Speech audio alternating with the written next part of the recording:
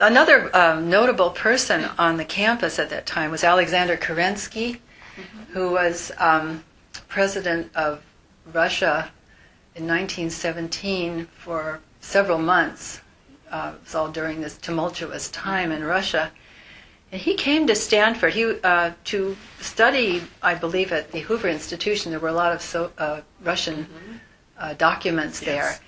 And he was seen on campus, and I remember he came to my dorm, one of the row houses I was living in at the time. He was in residence at Kingscote Gardens here, and Ray arranged an opportunity for us to meet with him. I mean, the whole idea that we were sitting there with the person who really triggered the Russian Revolution, was just extraordinary. Kerensky lived here.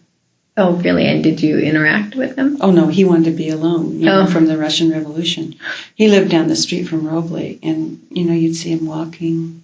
And so it was just this kind of ghosty, gray-haired presence on campus. One day, my friend Ann Williams Walton, my roommate, was walking down the street with her boyfriend, and she started running. Ted started to chase her, and Kerensky came around with his cane. I mean, he's an old man now. Stop, stop! He was running after them with his cane. Stop, stop! And so they stopped, and they explained to him that they were just playing. So that was fun. It was a course in Russian history.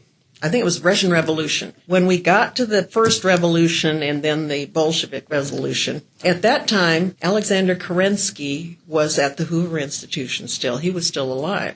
And he came and taught that one session on the two revolutions and what happened and how it happened that the Bolsheviks took over. I mean, everything else could have gone. That was the highlight of my education, I swear. I think Kerensky right here in front of us.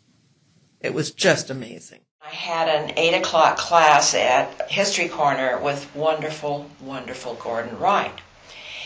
Europe since 1914. I would walk from Robley, and I would go down and walk past the, was it the fire station? The corner. And there was always this older gentleman there, and he got to sort of talking to me. We would walk, and this had been going on for maybe 2-3 months. One morning, I was just completely frazzled. I didn't study very much for the test. So I stopped, and here this gentleman said, "Dottie, you don't sound like you are doing well."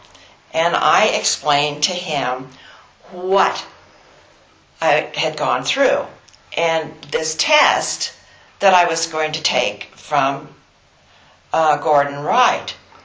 And he said, "What is it on?" And I said, "Well, it's on the Russian Revolution and leading up to it." And he said, "Dottie, you listen to everything I say. I will walk you to class."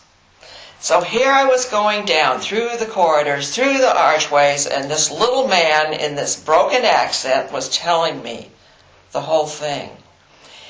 And I looked at him he says, "Now you can take your test." Said to him, I said, "How do you know so much?" He said, "Dottie, I am Alexander Kerensky, and that is what you have been studying."